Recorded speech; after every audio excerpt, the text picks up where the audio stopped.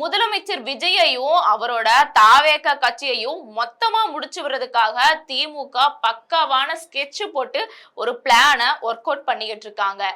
ஏன் அப்படின்னா தாவேகா ஆட்சி அமைக்கிறதுக்கு ஐஓஎம்எல், காங்கிரஸ், சிபிஐ, சிபிஎம், விசிகா மாதிரியான கட்சிகளை திமுக இருந்து கால விழுந்து கெஞ்சி கூத்தாடி விஜய் அழைச்சிட்டு போனாரு. அழைச்சிட்டு போய் ஆட்சியும் அமைச்சிட்டாரு. ஆட்சி அமைஞ்சப்பறம் அதிமுக எம்எல்ஏக்களை குதிரை பேரம் மூலியமா கடன் வாங்கினாரு. இது பெரிய சர்ச்சையாச்சு. ஆக மொத்தத்துல விஜய் டபுள் கேம் ஆறாருன்னு பெரிய குற்றச்சாட்டு எழுந்துச்சு. அதுக்கேத்த மாதிரியான சில முக்கியமான நிகழ்வுகளும் அந்த சமீப காலத்துல நடந்துகிட்டு இருந்துச்சு. இது எல்லாத்தையும் கவனிச்சிட்டு இருந்த திமுக போனா போதுன்னு ஆட்சி அமைக்கிறதுக்கு நம்ம கூட்டணியில இருந்த கட்சிகளை கடன் கொடுத்தா பாஜக மத்த மாநிலங்களை பண்றதை விட ரொம்ப மோசமான கீழ்த்தரமான குதிரை பேரத்தெல்லாம் தாவேகா பண்ணிக்கிட்டு இருக்கே, இதை சும்மா விடக்கூடாது, வேறிலேயே தூக்கி எறிஞ்சிடணும் அப்படிங்கிற முடிவோட களத்துல குதிச்சிருக்காங்க திமுக கட்சி. ஏன் அப்படின்னா பாஜகவோட பி டீமா தான் தாவேகா இருக்கு. குறிப்பா பிஎம்ஸ்டிக்கு வாயை திறக்கல, மும்மொழி கொள்கைக்கு வாயை திறக்கல, ஆளுநர் விஜய் அலக்கழிச்சப்போ அவர் எதிர்த்து பேசல, வந்தே மாதரம் முதல்ல பாடப்பட்டதுக்கு எதிர்த்து பேசல, பாஜகவை பத்தி திருச்சி கிழக்கு நன்றி தெரிவிப்பு விழால வாயவே திறக்கல.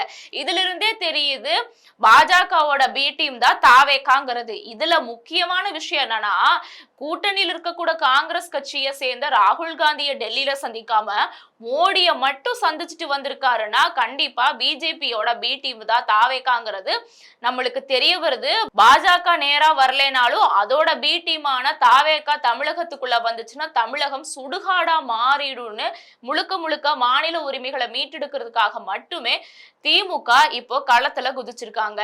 குறிப்பா அடுத்து வரக்கூடிய இடைத்தேர்தல்ல 5 இடத்துலயும் திமுக தட்டி தூக்குறதுக்கான செயல் திட்டங்களையும் நிர்வாகிகளை நியமிக்கிறதுலயும் இப்பவே ஒர்க்க ஸ்டார்ட் பண்ணிட்டாங்க. இப்படி ஃபயர் மோடுல தீயா திமுக வேலை பார்த்துட்டு இருக்க கேப்ல தாவேகா அதுல இருந்து மீண்டு வருமா இல்ல மண்டிடுமாங்கிறத இந்த வீடியோல ஃபுல்லா பாத்திரலாம். Welcome to the Mathimugam report. நான் சிலம்பு செல்வி. உங்கள் சத்யாவில் குளு குளு ஏசி ஆஃபர். டயா பூஸ்டர் சுகரை கண்ட்ரோல் பண்ணும், உங்க ஆரோக்கியத்தை மீட்டு தரும். சர்க்கரையை கட்டுப்படுத்துறதுக்கான எளிமையான வழிமுறை, இயற்கையான வழிமுறை. அனைத்து மருந்து கடைகளிலும் கிடைக்கும். 2021 சட்டமன்ற தேர்தல்ல திமுக 133 இடங்கள்ல பெருவாரியா வெற்றி பெற்றாங்க. ஆனா இந்த 2026 சட்டமன்ற தேர்தல்ல வெறும் 59 இடங்கள்ல தான் வெற்றி பெற்றனால இத ஒரு தோல்வியா எடுக்காம தனக்கான ஒரு அலர்ட் மெசேஜா எடுத்துக்கிட்டு திமுக தலைவர் மு.க. ஸ்டாலின் முன்னாள் முதலமைச்சர் இப்பவே பக்காவான ஸ்கெட்ச் போட்டு பிளான ஸ்டார்ட் பண்ணிட்டாரு. குறிப்பா தாவேகாவை வீழ்த்தணுங்கிறதுல முக்கியமான குறிக்கோளோட இயங்குறாரு. ஏன் அப்படின்னா தாவேகா ஒரு கொள்கை பிடிப்பில்லாத கட்சி. ரசிகர்களை வச்சு மட்டுமே ஆட்சியை புடிச்சு குழந்தைங்களை தூண்டி விட்டு ஆட்சியை புடிச்சிட்டு இப்போ தூய சக்தின்னு சொல்லிட்டு குதிரை பேரம் பண்ணி பக்கத்துல இருக்கிற அதிமுகவை உடைச்சு அப்ப இருந்தே இருக்கக்கூடிய அதிமுகவை உடைக்கிறது மட்டும் இல்லாம தன்னை ஒரு பரிதாபமான நிலைக்கு கூட்டிட்டு போய் நாங்க ரொம்ப தூய சக்தின்னு சொல்லிட்டு தூய சக்தி மாதிரி நடந்துக்காம துர்நாற்ற சக்தியா வேலை பார்த்துட்டு இருக்க தாவேகாவை கண்டிப்பா முடிச்சு விடணும் அப்படிங்கிற இடத்துல திமுக ஒர்க்க ஸ்டார்ட் பண்ணிட்டாங்க.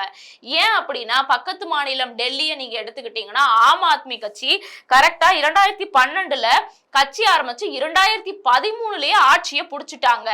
அவரு ஆம் ஆத்மியை சேர்ந்த அந்த கட்சி தலைவர் அரவிந்த் கெஜ்ரிவால் ஒன்னும் விஜய் மாதிரி ஸ்டார் எல்லாம் கிடையாது. ஆனா அவரு அந்த மாநிலத்துல இதுக்கு முன்னாடி நடந்த ஊழலை பத்தி மட்டுமே பேசி பேசி ஆட்சியை ஒரே வருஷத்துல புடிச்சாரு. சரி, புடிச்சவரு சஸ்டெயின் பண்ணாரான்னு பார்த்தா கிடையாது.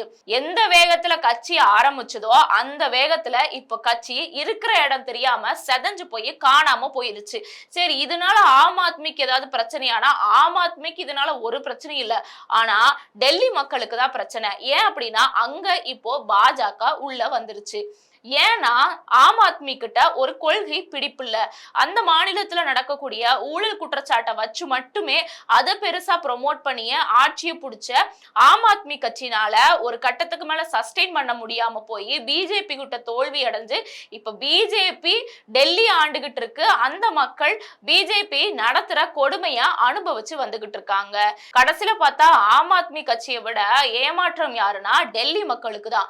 ஏன் அப்படின்னா பாஜக ஒரு மாநிலத்துக்குள்ள புகுந்தாலே அந்த மாநிலம் ஒன்னத்துக்குமே ஆகாம விளங்காம ஒரு சின்ன பின்னமான இடத்துக்கு தான் அந்த மாநிலம் போகும். ஏன் அப்படின்னா அவங்க முழுக்க முழுக்க ஒரு பாசிச சக்தி. இந்த மாதிரி இருக்கப்போ டெல்லிக்குள்ள ஆம் ஆத்மி ஒரே வருஷத்துல ஆட்சியை பிடிச்சு இப்போ கொஞ்ச வருஷத்திலேயே ஆட்சியை இழந்து இருக்கிற இடம் தெரியாத அளவுக்கு இழந்து போயிருக்காங்க. ஏன் அப்படின்னா அவங்க கிட்ட கொள்கை பிடிப்பில்லைங்கிற ஒரே காரணத்துக்காக. இப்போ டெல்லியில நடந்த இதே சம்பவம் தான் வருங்காலத்துல கண்டிப்பா தமிழகத்துல நடக்க போகுதுங்கிறத முன்னாடியே அனுமானிச்சு திமுகவை சேர்ந்த முன்னாள் முதலமைச்சரான தலைவரான மு.க. ஸ்டாலின் களத்துல இறங்க ஆரம்பிச்சிட்டாரு. ஏன் அப்படின்னா தாவேகாவை பொறுத்த வரைக்கும் கொள்கைலாம் ஒண்ணும் கிடையாது. சும்மா பேருக்கு 5 பேர் 6 பேரை கொள்கை தலைவர்களா வச்சுக்கிட்டு கொள்கைனா என்னன்னே தெரியாம தன்னோட ரசிகர்களை வச்சு மட்டுமே ஓட்டு வங்கியா மாத்தி அதன் மூலியமா ஆட்சியை பிடிச்சு குழந்தைங்களை தூண்டி விட்டு அதன் மூலியமா ஆட்சியை பிடிச்சிருக்க விஜய் கிட்ட தமிழக மக்களும் தமிழ்நாடும் சிக்குச்சுன்னா அது கண்டிப்பா பாஜக கையில தான் நழுவி போய் விழுகும்.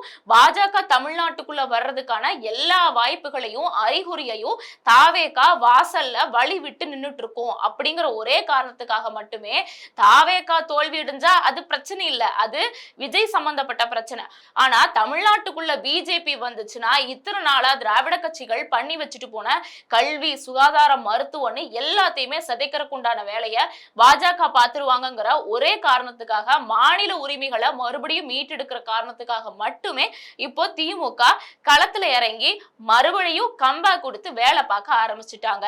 அதன்படி பாத்தீங்கன்னா சமீபமா கூட ஜென்சி மீட்டிங்னு ஒரு மீட்டிங் அரேஞ்ச் பண்ணி இளைஞர்களை கவரக்கூடிய வகையில பெண்களை கவரக்கூடிய வகையில அந்த மீட்டிங்கை நடத்தி அது சமூக வலைதளங்கள்ல பெரிய பேசுபொருளாச்சு. அதை டீகோட் பண்ணி கூட திருச்சி கிழக்குல நன்றி தெரிவிப்பு விழால விஜய் கூட பேசியிருந்தாரு. அது விமர்சனம் பண்ணியிருந்தா பேசியிருந்தாரு. ஆனா அவரு முதலமைச்சரா இருக்கக்கூடிய விஜய் அந்த ஜென்சி நடத்தக்கூடிய ஒரு சின்ன இளைஞர்கள் கூட்டம் நடத்தக்கூடிய மீட்டிங்கை பார்க்குற அளவுக்கு அந்த மீட்டிங் இம்பாக்டா இருந்தனால மட்டுமே விஜய் திருச்சி கிழக்குல அந்த ஜென்சி மீட்டிங்கை விமர்சனம் பண்ணி பேசியிருந்தாரு.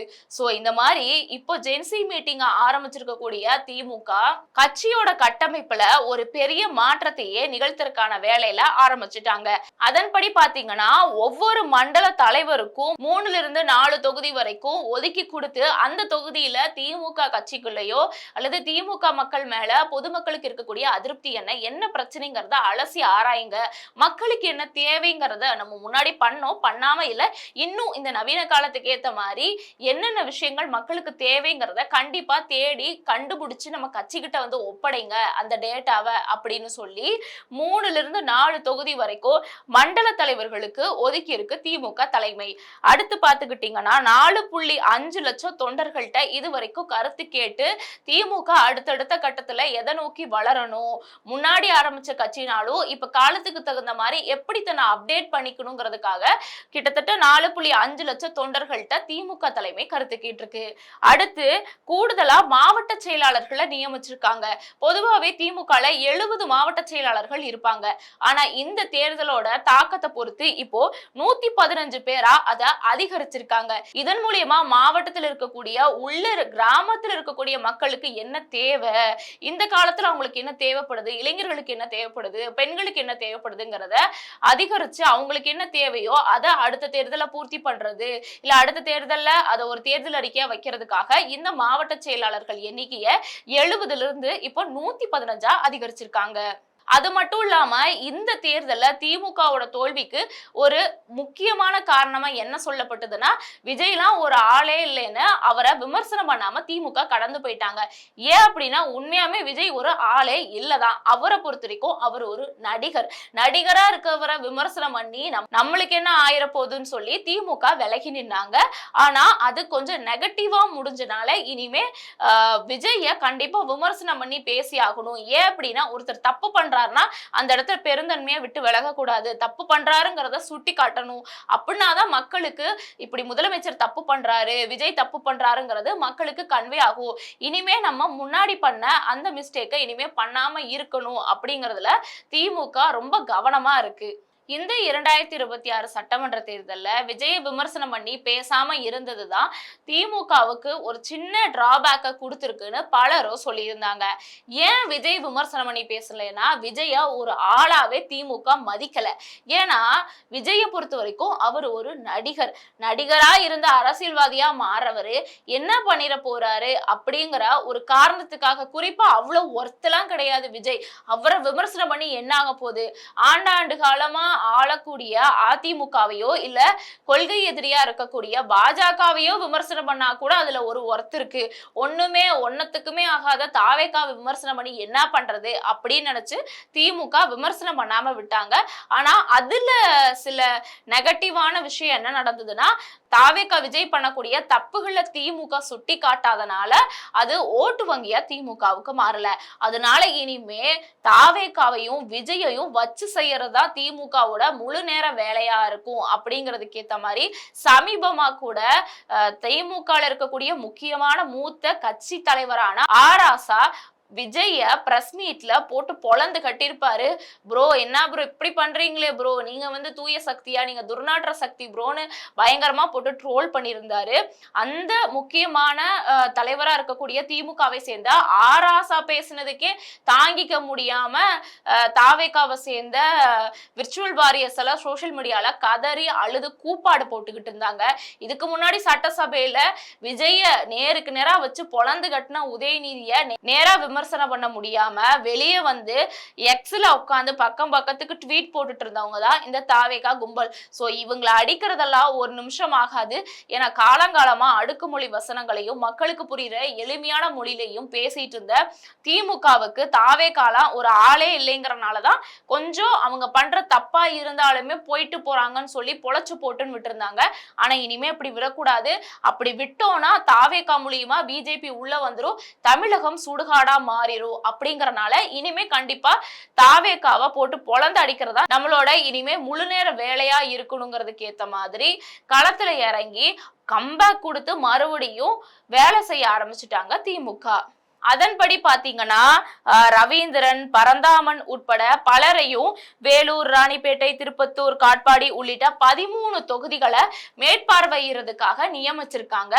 அது மட்டும் இல்லாம தமிழகத்துல வரக்கூடிய திருச்சி கிழக்கு, தாராபுரம், அம்பாசமுத்திரம் மாதிரியான 5 தொகுதிகள்ல இடைத்தேர்தல் வரப்போதுல அந்த இடைத்தேர்தல்ல கண்டிப்பா திமுக வெற்றி பெறணும் அப்படிங்கிறதுக்காக இப்ப இருந்தே பணியா தொடங்க ஆரம்பிச்சுட்டாங்க. சோசியல் மீடியாலே சரி நேரிலேயே சரி எந்த இடத்துலயும் தாவேகாக்கு இனிமே நம்ம இடம் கொடுக்கவே கூடாது அப்படிங்கறதுல திமுக பயங்கர ஸ்ட்ராங்கா இருக்காங்க. ஆனா வரக்கூடிய இந்த இடைத்தேர்தல்ல கண்டிப்பா மக்களை நேரில் சந்திச்சு களத்துல போய் நின்னு சட்டமன்ற தேர்தலை எப்படி திமுக வலுவா வேலை செஞ்சுச்சோ அதே மாதிரியான வேலையை தான் நேர்மையான வழியில இந்த இடைத்தேர்தல்ல செயல்படணுங்கிறது திமுக பேசி முடிவு பண்ணிருக்காங்க. இந்த தாவேகா மாதிரி குழந்தைங்களை தூண்டி விட்டு நேர்மையா இல்லாம மறைமுகமா ரொம்ப கீழ்த்தரமான முறையில ஓட்டு சேகரிக்கிறதெல்லாம் கண்டிப்பா திமுக பண்ணிடவே கூடாது அப்படிங்கிற சில முக்கியமான தகவல்களும் திமுக தலைவர் மு.க. ஸ்டாலின் அவர்கள் சொல்லியிருக்காரு. அதன்படி பார்த்தா தாவேகா மூலியமா பிஜேபி உள்ள வர்றதுக்கு தாவேகா விஜய் ஒரு ஆளா இருந்துடக்கூடாதுங்கிறதுக்காக மாநில உரிமைகளை மீட்டெடுக்கிறதுக்காக இப்ப இருந்தே தேர்தலுக்கும் சேர்த்து வேலை பார்க்கறதுக்காக களத்துல தயாரா இருக்காங்க திமுக. விஜய மதிக்காதப்ப கண்டுக்காதப்பயே தாவேகா விஜய் முழுசா வெற்றி பெறாம தொங்கு சட்டசபைக்கு ஏத்த மாதிரிதான் வெற்றி பெற்றிருந்தாரு. திமுக இப்போ தாவேகாவை இறங்கி அடிக்க ஆரம்பிச்சிட்டா கண்டிப்பா அடுத்த எலெக்ஷன் இந்த இடைத்தேர்தலையே தாவேகா இருக்கிற இடம் தெரியாம ஓடி போயிருங்கிறதா நிதர்சனமான உண்மை. இப்போ நீங்க சொல்லுங்க, தாவேகாவோட செயல்பாட பத்தி என்ன நினைக்கிறீங்க? மறக்காம உங்க ஒப்பீனியனை கமெண்ட்ல சொல்லுங்க.